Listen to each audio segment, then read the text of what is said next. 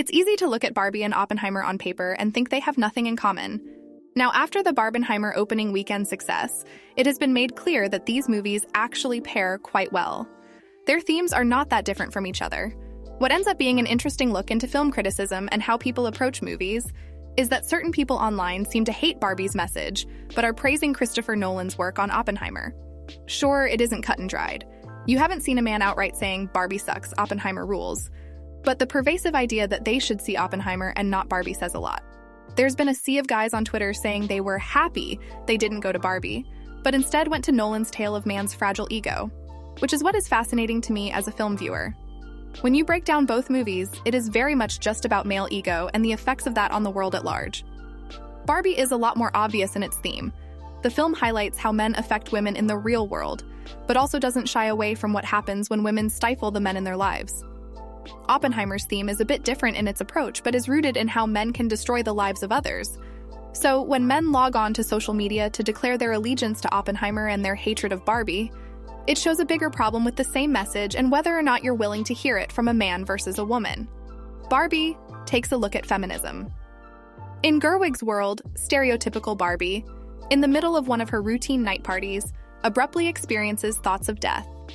This leads her perfect plastic figure to undergo several physical changes, such as having cellulite or getting flat-footedness.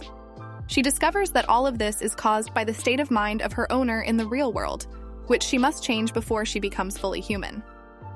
Barbie, together with Ken, travels to Venice Beach in search of her owner while discovering the imperfections of the mundane human world. It is during this trip, and the events leading after, that the film provides a commentary on femininity and what being a woman in the real world means. Their arrival opens up a plethora of discourse regarding being a woman in the real world. One of the main tenets in Barbie's Women Empowerment Manifesto is a tale as old as the movement itself. It offers the notion that stereotypical beauty standards are not the end-all and be-all. The movie hammers home this point when stereotypical Barbie herself calls an elderly woman on the bus stop beautiful. Another point is when Barbie is taken aback by the self-awareness of her owner, Sasha, calling her a fascist, among other hurtful things. Barbie isn't the role model she thinks she is, and she learns that the existence of Barbies may have caused more harm than good. Yes, this concept might be a bit on the nose, but it still works. However, it is just one of the many things in relation to the bigger picture of female representation and equality.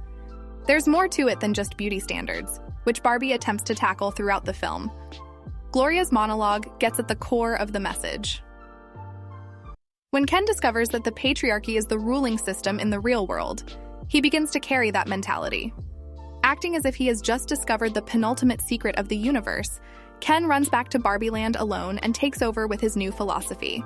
When Barbie takes Sasha and her mother, Gloria, back to Barbie Land, they're shocked by the change and endeavor to save it.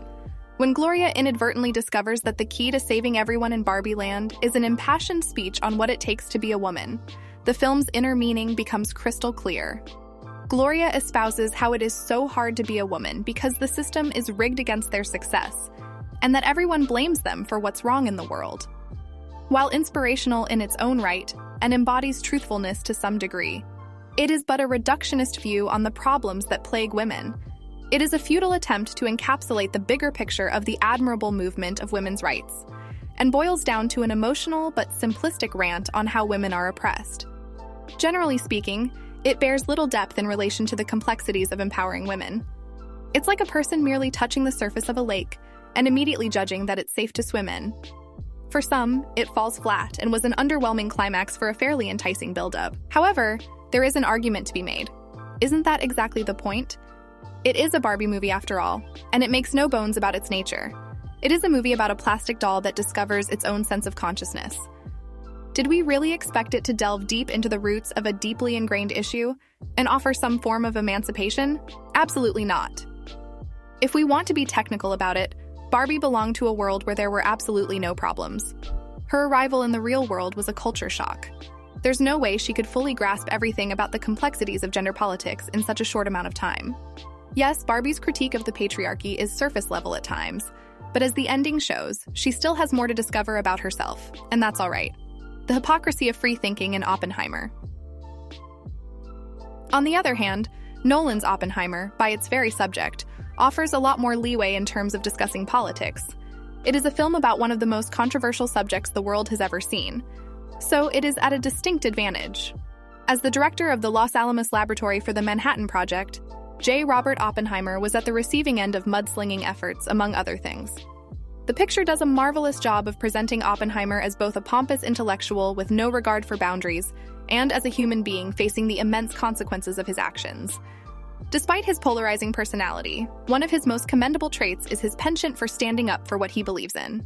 Oppenheimer, as depicted in the film, was a stand-up guy when it came to his science, and an even prouder individual when it came to his own beliefs. The earliest form of conflict was his affinity with left-wing politics. While not strictly a communist per se, his loyalty was put into question, especially due to his fondness of socials hosted by members of the Communist Party USA. An affair with one of its most prominent members in John Tatlock only made things worse. His sympathy for some of the party's ideas is where his troubles began, which eventually sealed his own fate. It is a common occurrence that still plagues the world today. Someone expressing approval for left-wing politics can easily be branded a communist. During the height of McCarthyism and the immense fear brought by the Cold War, paranoia against communists and spies in America hit an all-time high. Movements like these are often hijacked by those in power and can be wielded like a weapon against those they see as a threat. Oppenheimer's commentary exposes the dark complexity of politics. With the success of the Trinity test and the war-ending bombings in Hiroshima and Nagasaki, Oppenheimer vehemently denied support for its prospective use. He began to speak against the very thing he created, and while his philosophies were laudable, the U.S. government's mentality went in the opposite direction. Seeing it as a race for global arms supremacy, President Harry S. Truman insulted Oppenheimer for being resentful of his brainchild. For a man who contributed so much to ending the war, the president's dismissal of his concerns speaks volumes. On the other hand, Louis Strauss, who carried a personal grudge against Oppenheimer, used his alleged communist connections as fodder for his scheme to permanently revoke the physicist's security clearance. It is one of the most blatant displays of the hypocrisy of supposedly democratic governments. The proliferation of ideas and the flourishing of free thinking is only heralded when it plays into the government's interest. If your ideas are of no use to them anymore, or if you have already served your purpose, they will throw you out faster than a nuclear reaction. It is Oppenheimer's bread and butter to expound on the dark inner workings of politics, and it succeeds in providing a more nuanced take compared to its fellow release day movie. Barbenheimers have two very different approaches to politics. Rather than viewing Oppenheimer as a more politically conscious film, perhaps it would be best to discuss the different approaches of the two in terms of examining politics. Gerwig made a nostalgia piece, aiming for viewers to relive their childhoods. Politics is secondary when you are talking about dolls living in colorful and majestic houses. Nolan's character study was built for this argument, and he masterfully dissects the double-edged sword that is free speech, as well as questioning the ethics of nuclear warfare. Yes, from an objective standpoint, Oppenheimer provides a better political cinematic undertaking, but it doesn't mean that Barbie had nothing to offer at all. Rather than favoring one or the other, it is best to critique the two blockbusters with the appropriate lens. At least the two blockbusters are sparking discussions on two very important issues, and that's all we can ask for as moviegoers. And that's it for today's video. I hope you enjoyed our deep dive into this movie. If you agreed with our take, or if you think we missed something, please let us know in the comments below. Remember to hit the like button if you enjoyed this video. It helps us a lot and lets us know we're on the right track. Don't forget to hit the subscribe button so you never miss out on our future movie reviews and discussions.